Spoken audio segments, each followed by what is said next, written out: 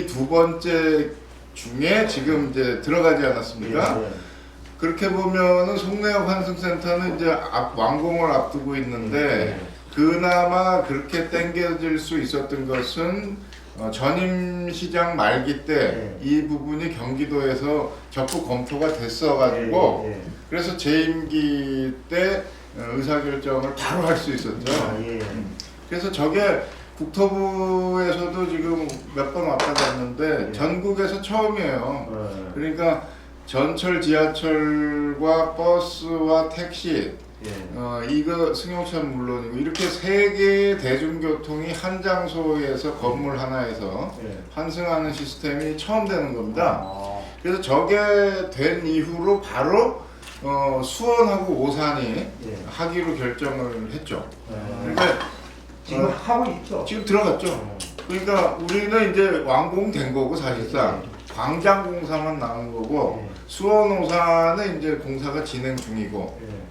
그래서 저게 우리나라 대중교통의 이제 한 축을 이루는 이제 그런 시설물로서 의미가 있고 굉장히 그 인근 상가하고 밀집된 조건에서 환승센터 공사가 되다 보니까 민원도 많았고 지금 현재도 뭐 진행형입니다만 광장 공사까지 마무리하려면 한 11월 말 12월 그러면 될 것 같아요. 그러니까 우리가 강점을 갖고 있는 거는 기능상 문제, 환승센터로서의 기능상 문제는 완벽하게 1단계 검증이 끝났고 이제 10월 17일 날 나머지 버스 노선까지 다 진입을 하게 되면 10월 17일. 10월 17일 버스에 대한 부분은 이제 마무리됩니다. 그러면 광장 공사가 이제 3단계로 나왔죠.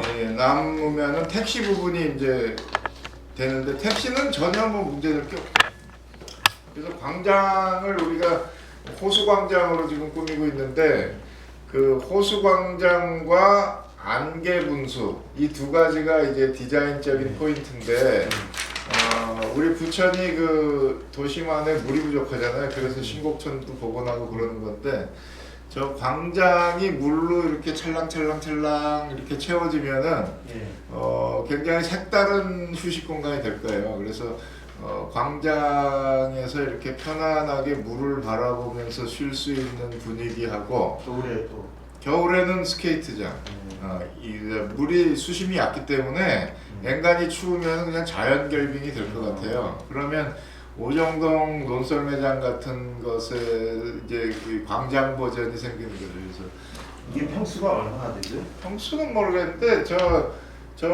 이 뭐야 이거 저 그대로 버스 드나들던 곳 전체라고 보면 돼요. 이거 꽤 넓어요. 기존에 버스 지나다니는데 굉장히 넓네. 굉장히 넓어요. 광장이. 지금 현재 버스베이 택시나 승강장이랑 버스 들어가는 도로가 몽땅 없어지고 그렇죠. 그게 광장화되는 거네요. 네. 그럼 이거 거기에 스케이트장이 생기는 이거 거예요? 이만큼 지금 패스치고 공사잖아요. 여기서부터 이만큼이라고. 굉장히 꽤 넓죠. 그리고 여기 주변을 이제 계단형으로 이렇게 조성해서 이 호수광장에 걸터 앉아가지고 이렇게 층층이 내려다보는 거죠. 그러면 이쪽 언저리에서 자연스럽게 야외 공연이 이루어지면 광장 자체가 하나의 좀 이벤트 공간이 되는 거죠. 그리고 이제 여기에 볼대를 이렇게 4개를 달아가지고 안개 분수를 설치하는데 그건 뭐냐면 겨울에는 인공 눈이 됩니다. 인공 눈. 그래서 인공 눈처럼 왜 그 비행기 타면 미스트 뿌린다 그러잖아요. 그런 식으로 이렇게 칙 하면 인공 눈이 내리고 봄, 여름, 가을에는 인공 안개예요. 그러니까 뭐라 그럴까 이렇게 좀 비가 오는 건 아니고 뭐 안개가 얼굴에 부딪히는 그런 분무 효과를 보는 거죠. 그러면은 상당히 좀 오염도 떨어뜨리고 분위기 자체가 색다른 걸로 짜여질 거예요. 그래서 지금 공사는 광장 조성 공사하고 그 이제 안개 분수의 물 탱크 공사를 지금 하고 있는 거예요. 지금요? 한 달 반 정도면 끝나. 한 달 정도? 한달 정도면 다 마무리되고 3단계 이제 공사 마무리. 그게 이제 마무리 공사죠. 그러니까 광장 공사가 마무리니까 11월 말쯤 끝날 거예요. 단위 면적이 넓은 기업형 노점은 송내역에 있었어요. 근데 지금 송내역의 그 기업형 노점은 공사 들어가면서 자진 철거를 했어요. 저기 왜 지금 올라가는데 호텔 있는 자생병원 앞에 거기가 이제 건축 허가가 나가면서 이제 철거를 하고 나갔고, 광장에 있던 노점들은 다 투나하고 둘리광장으로 양성화됐죠. 지금 광장이 조성되면 저 안에는 4개의 노점이 들어갑니다. 4개. 근데 이제 술하고 음식 파는 노점 외에 4개가 들어가는데, 그럼 왜 4개가 들어가냐? 4개의 노점이 광장 지킴이 역할을 하면서 노점을 제어하는 이런 시스템. 그리고 술과 음식은 못 못 팝니까? 그렇죠. 먹는 것 중에서도 이제 왜 떡볶이 그런 건 하죠. 근데 이제 꼬치구이 이런 게 이제 없어지는 거죠. 거기 그래서 4개로 합의를 봐가지고 송내역의 노점 문제는 그렇게 좀 타협을 받습니다. 그렇게 돼서 이 사람들은 2년 동안 재산이 2억이 넘으면 이제 졸업하는 거죠. 전매 전대가 안 되도록 한 거예요. 뭐 수시로 갔어요 저기는. 근데 이제 공사하는 사람들 방해할까봐 몰래 가기도 하고, 공식적으로 주민들하고 가기도 하고 그랬는데, 어쨌든 난공사였어요. 고압선도 지나가고 이제 건물하고 붙어서 상가민원도 수시로 있었고, 그런데 공사 잘 마무리됐고, 이용하는 시민들은 뭐 페이스북에 뭐 이렇게 댓글 달린 거 보면 되게 짐작이 되는데, 굉장히 이 천지개벽했다 이렇게 표현하는 게 맞아요. 근데 아직 남아 있는 의구심은 이제 버스 전체가 올라왔을 때 과연 엉키지 않고 이게 될 건가, 그런 거 하나고, 또 노점이 득세하는 거 아니냐, 이 2가지가 제일 걱정하는 거더라고요. 근데 그 2가지는 뭐 우리가 버스 문제는 17일 날까지 완벽한 시뮬레이션 할 거고, 노점 문제는 아까 말씀드린 것처럼 최소화된 숫자로 공원관리 차원에서 그렇게 지금 하려고 계획하고 있죠.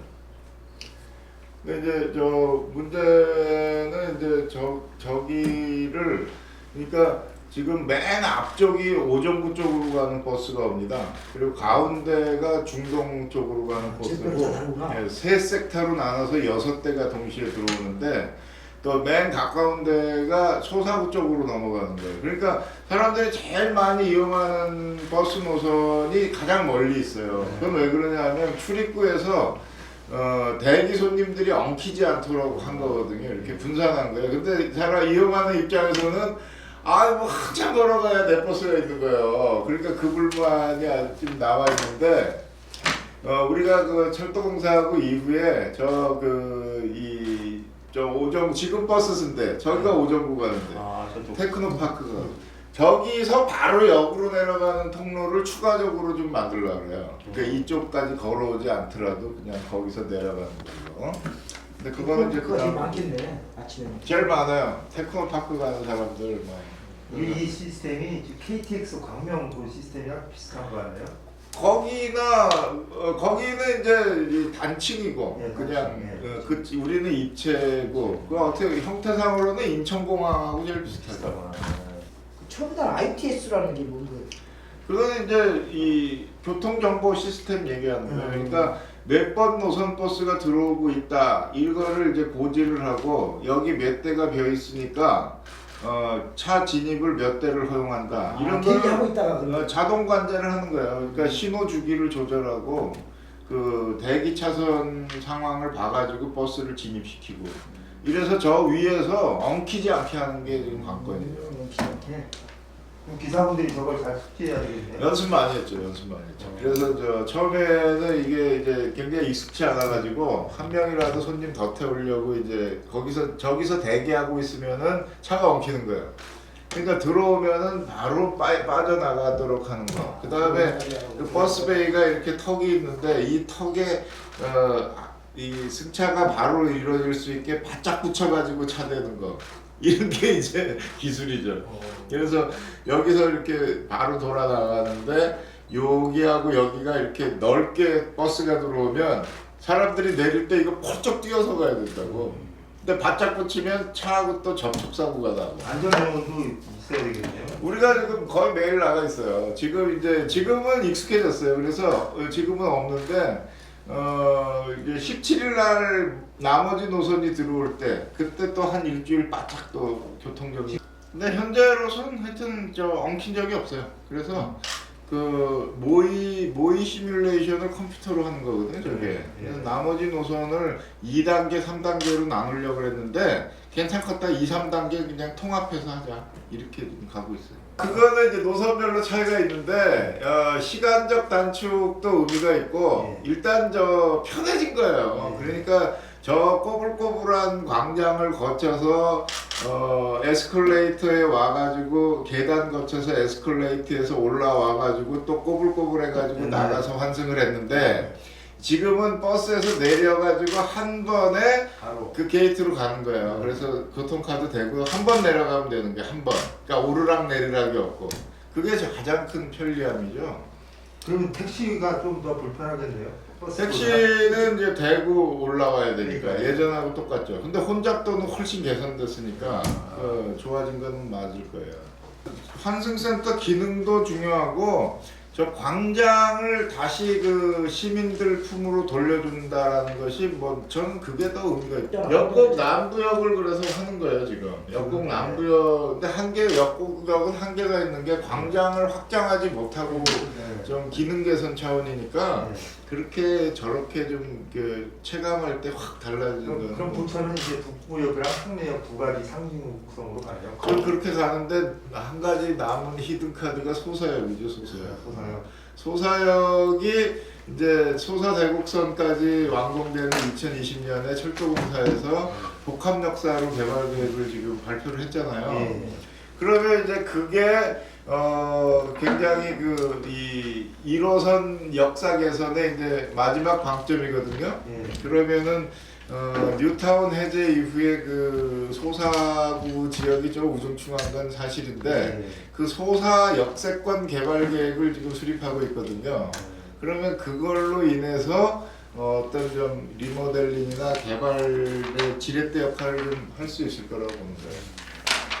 그래서 내년에 우리가 이 균형 발전 4대 프로젝트를 발표를 하려고 준비 중인데 이 원미율 선곡으로 치면 중동 신도시 지역은 영상단지 개발 계획, 소사구는 아까 말씀드린 소사역 남부 역세권 개발 계획, 그거를 우리가 좀 중시하고 있는 거고, 원미 갑 지역은 이미 알고 계시는 종합운동장 역세권 개발 계획을 허브렉스 프로젝트로 국토부하고 지금 실갱 중입니다.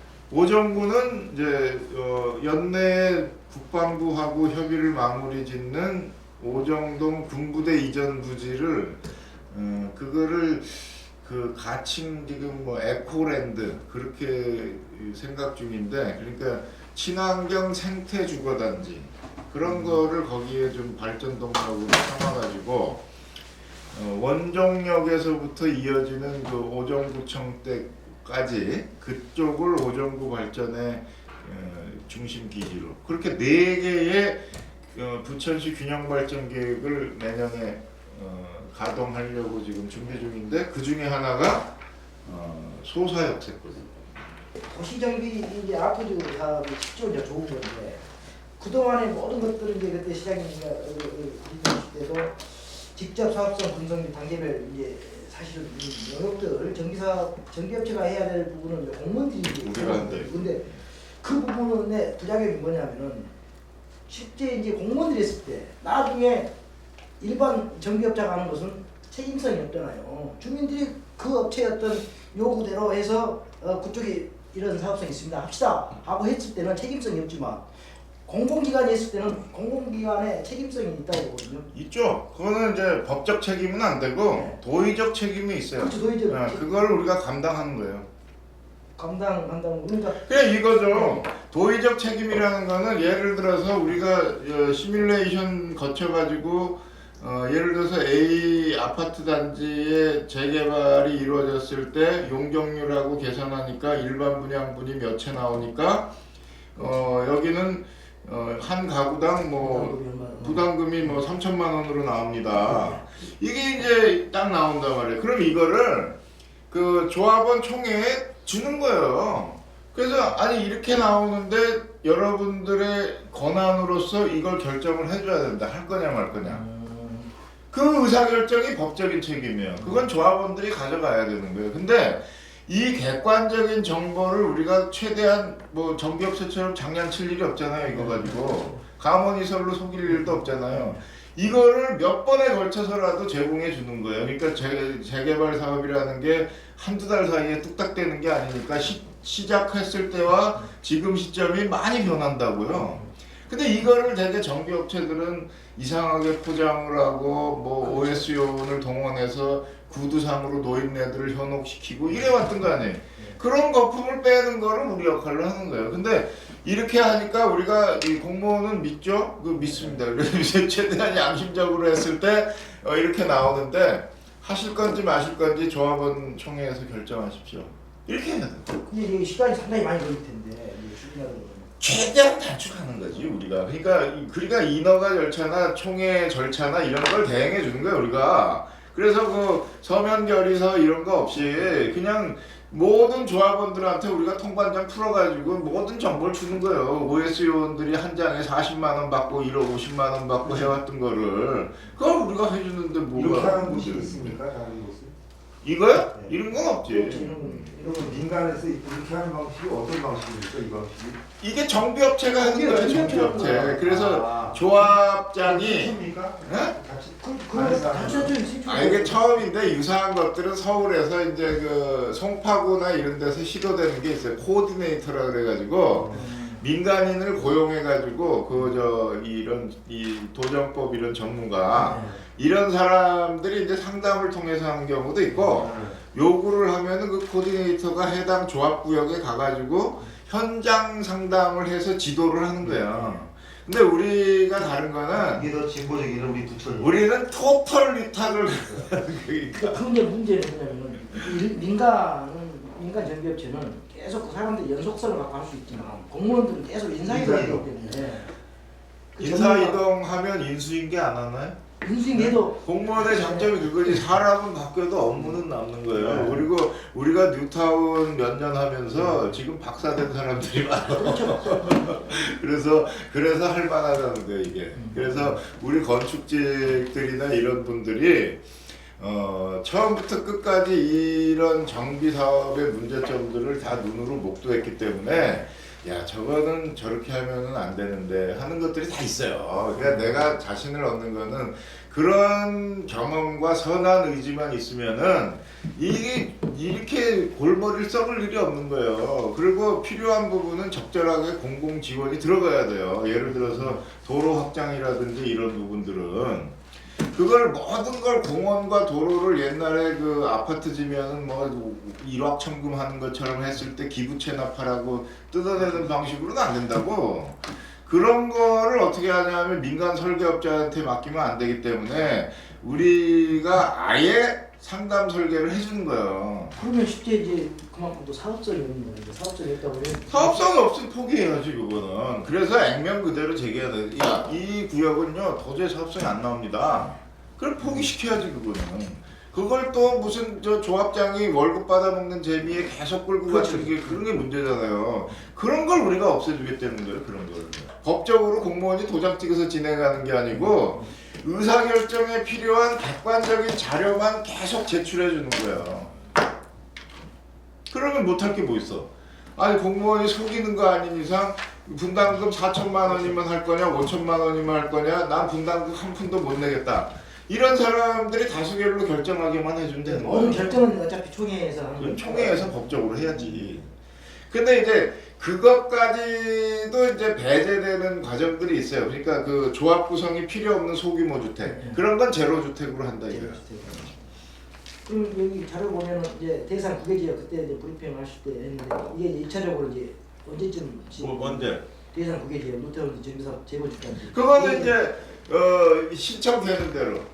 이게 시청되는 그러니까 그 조합이나 추진위원회에서 내부 뭐 적당한 의사결정을 해야죠. 뭐 대의원대회를 하든 뭐 임원회의를 하든 해서 이거 우리 정비업체 맡기지 말고 시에 위임합시다. 이런 의사결정을 우리 쪽에 넘겨주면 우리가 들어가는 거지.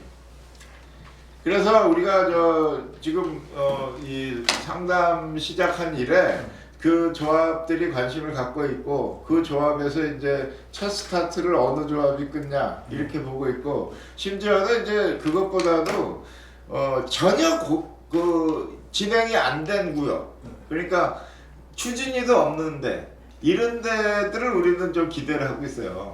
지금 우리는 이런 것도 첫 스타트를 우리한테 의뢰하는 데가 나오면 이제 바로 그 모델을 확산시킬 수가 있다고 보고 제로주택도 LH하고 경기도시개발공사하고 지금 6개 부지에 대해서 검토를 끝냈어요. 사업성 있는 그런 거 제로주택은 대개 뭐 20가구, 30가구 요런 수준들이에요. 그런 주택을 우리가 만들어내는 거니까 그거는 LH에서 사업성 검토만 끝나면 바로 한 두세 군데 착공하려고 그래요. 좀 실질이 없고 어느 쪽 지역이 대충 한 군데씩 하려고 그래. 소사오정 조사랑 보면 한 군데씩 언제 구별로? 정도 시행시기는 언제죠? 그거는 이 11월 언저리에 이제 LH에서 사업성 검토가 끝나는 즉시. 일단 타당성이 있다고 보는 거예요. 그렇죠. 이 사람들이 주어진 업무가 이거잖아요. 일단 하나 시작하면 네. 그 시작되는 걸 보고 이제 동네의 공인중개사들이나 이런 분들하고 빌라 연립에 사는 분들이 이렇게 보는 거죠. 아, 저게 우리가 그럼 땅만 내면 집을 저렇게 짓는구나. 이렇게 생각하는 거예요. 그리고 노후화된 연립주택자를 그렇죠. 관심이 많습니다. 그게 당연히 그거예요, 그거. 많잖아요, 어려운 분. 그렇지, 대부분 그렇잖아요. 원래 있어요. 그래서 그런 사람들이 저렇게 하면 우리는 땅만 내면 적당히 집 하나 받을 수 있겠는데 계산 좀 해보자. 옆에 단지하고 같이 하면 훨씬 이득인데 그러니까 바닥 면적을 자꾸 넓혀가도록 유도하는 거예요, 우리는. 그래야 우리가 주차장도 만들고 그 도로 호태선도 만들고 그런단 말이에요. 이러면 그 도시 슬럼화를 완전히 다 탈피하는 방법 중에 그렇죠. 하나예요. 지금. 블럭별로 시간이 걸리지만 네. 블럭별로 모자이크 맞추듯이 가는 거예요. 나중에 보면 동네가 바뀌어 있지. 예. 나중에 보면. 그래서 우리가 부동산 하는 분들한테 이 사업을 이제 교육을 많이 하려고 그래요. 엄청난 일이네. 그러면 당신들 지금 집 팔지 말고 여기도 팔겠다고 냈는데 둘이 합쳐서 한번 이거 해보셔. 이런 식으로 자꾸 종용해 가면 우리는 도시계획을 조금 대단위로 만들어 갈 수가 있는 거예요. 이 평가 금액이 낮은 거 신청 금액에 비해서 그러니까 대개 100을 신청하면은 30에서 20 사이가 지급되거든요. 그러면 그걸로 빚잔치를 못 하는 거예요. 이게 이제 첫 번째 문제고 두 번째는 이제 우리가 이거 세게 좀 다시 조정하려고 그러는데 그러다 보니까 일반 반대한 사람들을 상대로 압류 소송을 걸어놓는 데들이 있어요. 그렇죠. 우리가 이제 이건 이렇게 하려고 그래요. 이 압류 소송을 개별 그 조합원들한테 한 구역은 매몰 비용 지급 안 하겠다. 이게 무슨 그럼 아예 너도 소송으로 받아가든지 해야지 왜 매몰 비용 신청하고 또 개별 소송을 하냐. 동네 분위기 험악하게. 그래서 소송 다 취하하고 매몰 비용 지급해라. 지금 그렇게 방침을 정해놔가지고 춘희 1-1 같은 경우가 지금 대표적으로 뭐 6천만 원씩 압류를 걸어놨대나 뭐 그런 것 같아요. 이 문제를 우리가 좀 매몰 비용을 지렛대로 해가지고 주민들 간의 불화 문제를 좀 정리를 하려고 그럽니다. 그 두 가지가 매몰 비용 둘러싼 지금 문제예요. 제로주택은 지금은 없죠. 왜 그러냐면 우리 채비지로 토지를 공급하는 거니까 건축 비용은 LH나 도시공사에서 하는 거니까 지금은 없어요. 근데 이런 KBG가 많이 없잖아요. 그래서 이제 토지를 어떻게 공급받냐가 문제잖아요. 그래서 이번에 설득해가지고 하는 거하고 우리가 좀 종잣돈을 좀 갖고 다니려고 그래. 한 몇백억 그 매각대금 가지고 그래서 물건 나오는 거를 잡아놓으려고 경매를 많이 들어가면 되죠. 경매 좀 어디가 좀 자신을 되게 경미하면 그거 좀 도덕적 문제가 있지 않나요? 아이 경매는 뭐 안 되지. 그래서 이빨이 빠지잖아요. 이 땅 주인은 팔라 그래. 근데 도저히 이 땅 가지고는 집을 못 져. 그럼 옆에 땅까지 붙여서 줘야 되는데 이 땅 주인이 팔 때까지 이 땅을 잡아놔야 되잖아요. 이런데 활용하는 기둥을 좀 갖고 다니려고 몇백억. 그래서 이렇게 잡아놓고. 여기 저기 뭐야 농협 그 땅 팔린 게 그 옆에 땅 살라고 그거 사는 거야. 그거 갖고 집을 못 줘. 그거 대박이야 그거. 그래서 이렇게 들어갈 돈이 좀 필요해요. 그러면은 이거는 나중에 회수하는 겁니다. 그러니까 일반 분양분을 만들어 가지고 일반 분양분으로 이 토지 대금은 우리가 들어간 돈은 다시 회수해 놔야죠. 그래서 땅 사놓으면 적자가 보르는 적자가 없지. 시입장에서야 땅이 도망갑니까? 부천식 땅. 이건 중심이 구도심권이 중심이 되겠네. 당연하죠. 신도시는 이런 방식이 아니라 저런 배관 교체 지원 사업하고 그 단지 내의 보조금, 그러니까 단지 도로 교체, 가로등 교체, 수목 도식 이런 것들. 거의 뭐 신도시는 뭐 아파트 이거 이제 핵심이 저기가 돼야 되거든. 이제 신도시는 리모델링. 그러니까 40평을 20평으로 만드는 거. 이런 걸 해야 되는데 그거는 아직 시장이 형성이 안 돼가지고 조금 더 기다려봐야 될 것 같아요.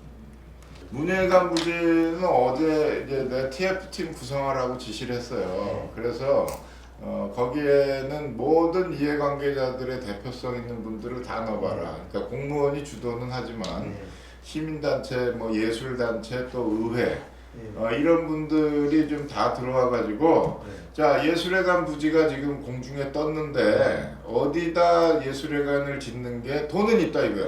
돈은 있으니까 어디다 그렇죠. 어디다 짓는 게 좋겠냐라는 거를 단일안이 안 나오면 2개 아니라도 나한테 올려라. 그럼 그 중에 하나로 내가 결정하겠다. 이런 생각을 갖고 있습니다. 그래서 늦지 않게 이 11월 중에 적절한 부지에 대한 의견서를 좀 받으려고 해요. 그러면 2가지죠. 뭐 하나는 이 시청 주변 어디, 또 한 가지는 종합운동장 부근이나 이제 구도심권 어디 이런 데인데 구도심권에 쉽지가 않아요. 이 토지가 확보된 데가 없고 또 토지가 있는 데는 그린벨트고 종합운동장 바뀌고 있어요.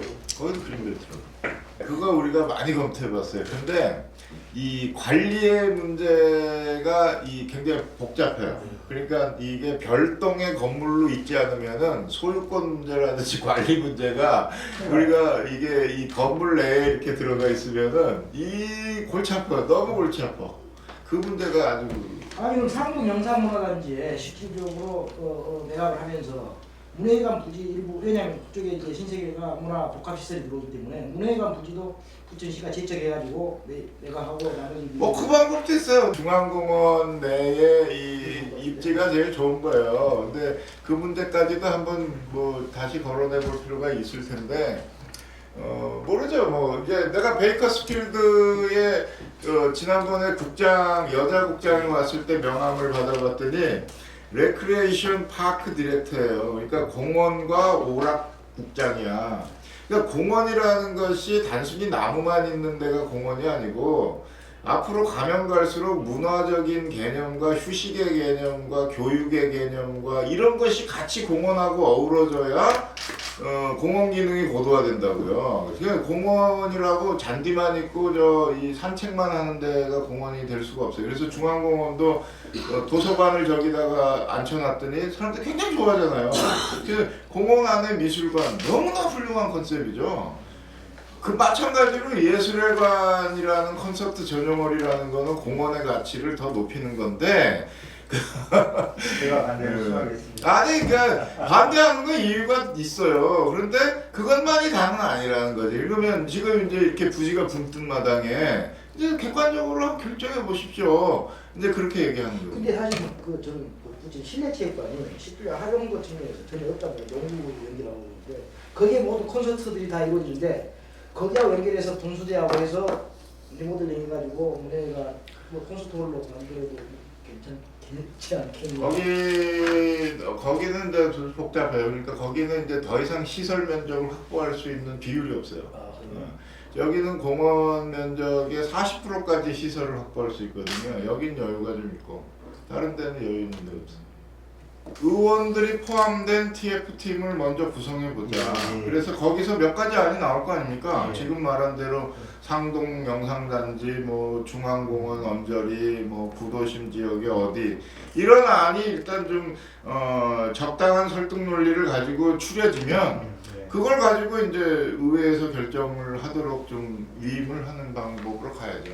근데 그래도 결국 그것이 팽팽하게 맞붙을 때는 어떻게 됐든지 시에서 결정은 해야 되겠죠. 왜냐하면 한도 끝도 없이 그러지면 안 되니까. 그럼 시점은 언제쯤? 올해 안에 결론 내는 게 좋겠죠.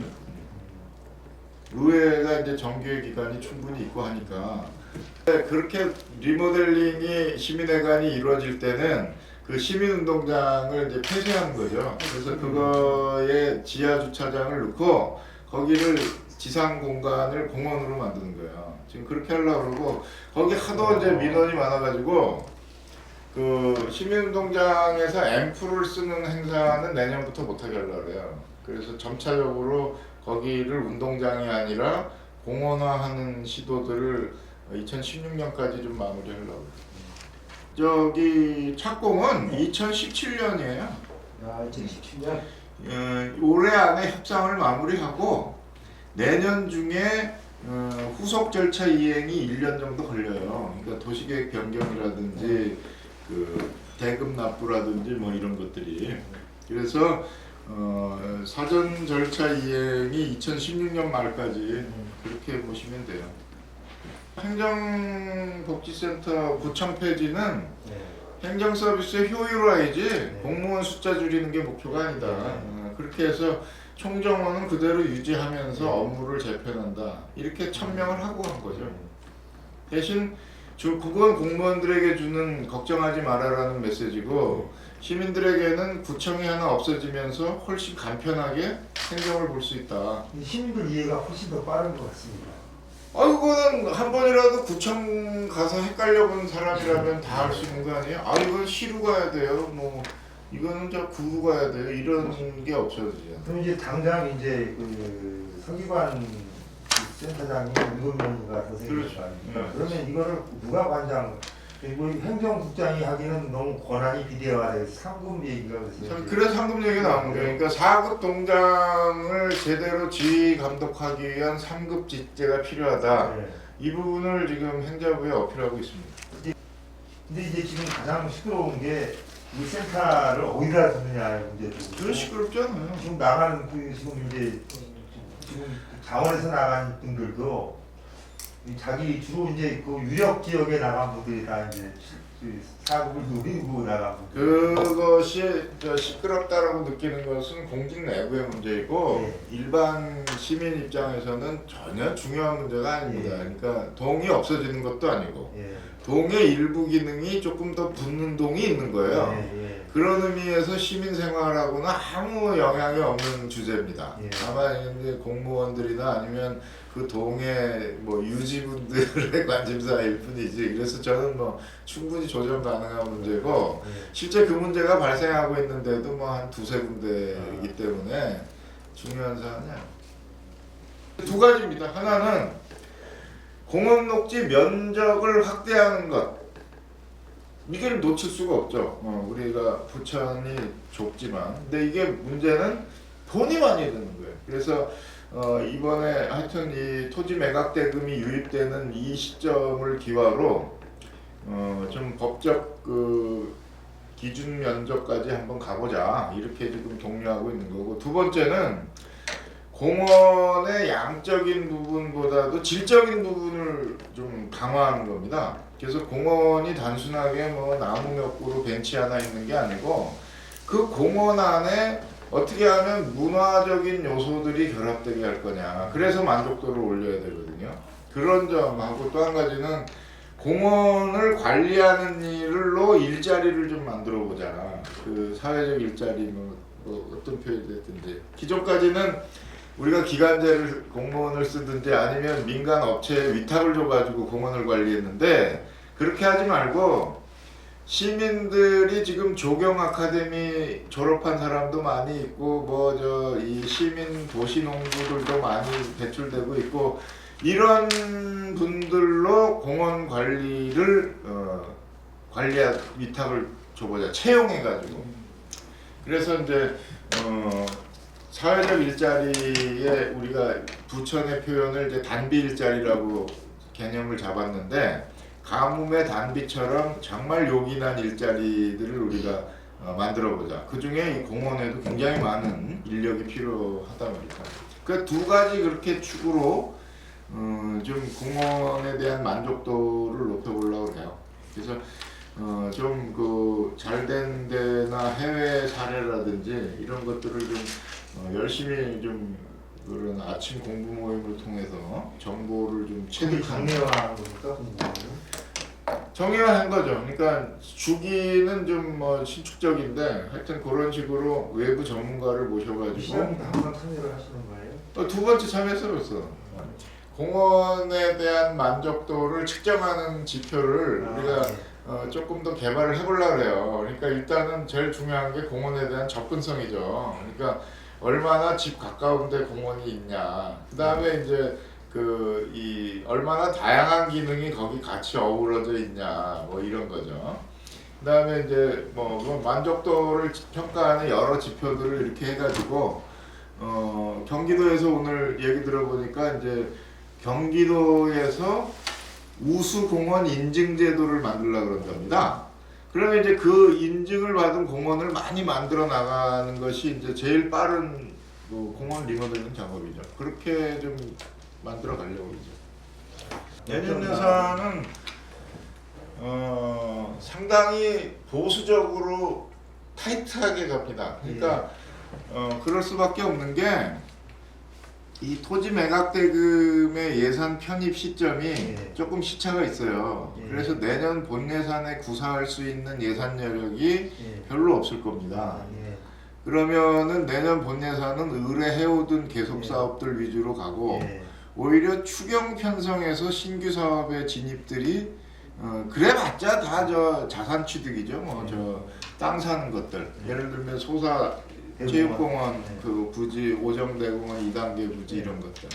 또 저 이 산울림 청소년 밑에 역공 문화센터 부지 이런 것들. 그런 거 사는 시점이 내년 중이 될 거고 내년 본 예산에 내가 조금 심혈을 기울여서 넣어보려는 것은 부채 청산이에요. 부채 청산.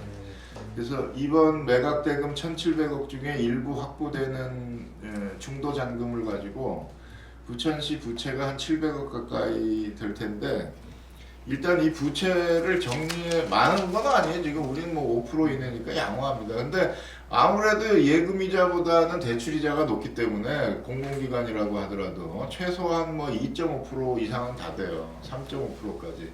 고금리 위주로 따지고 해가지고 국도비가 아닌 시비 지방채는 한 번에 다 갚아버리려고 지금. 고생하셨습니다. 네. 아 고마워. 아이고.